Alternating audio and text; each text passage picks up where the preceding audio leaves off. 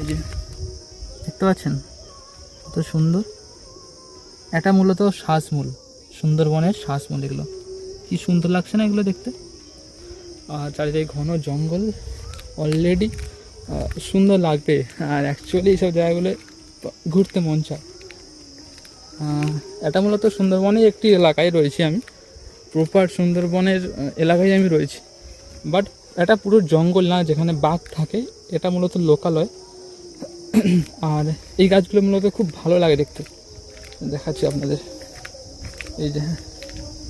এই যে একটা গাছে দেখুন, এই একটা গাছে এই যে শিকড়টা দেখতে পাচ্ছেন তো, এখান থেকে হয়ে এসে পুরো এখানে নেমে গেছে, এতটা ঢুকে গেছে শিকড়টা। এই নাড়াচ্ছি আমি।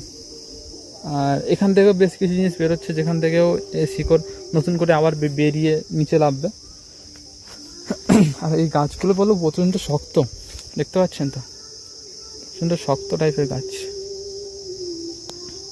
আর এখানে বেশ কিছু মানে ছোটোখাটো যেরকম পিঁপড়ে এখানে বাসা করে থাকে এই গাছে। হয়তো ক্যামেরা ধরা পড়ছে না, বাট পিঁপড়ে থাকে, এই যে পিঁপড়ে। এই গাছটার নাম যদি আপনারা কেউ জেনে থাকেন অবশ্যই কমেন্ট করে বলবেন।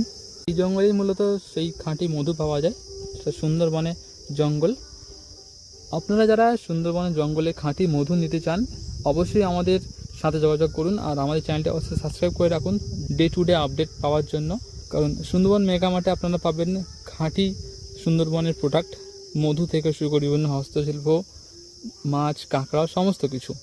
তো অবশ্যই আপনারা যারা ন্যাচারাল খাঁটি মধু নিতে চান অবশ্যই আমাদের সাথে যোগাযোগ করুন। আপনাদের ডেলিভারি সময় সব কিছু হয়ে যাবে আপনার বাড়িতে। তো দেখা হচ্ছে নতুন আরেকটি ভিডিওতে। টাটা।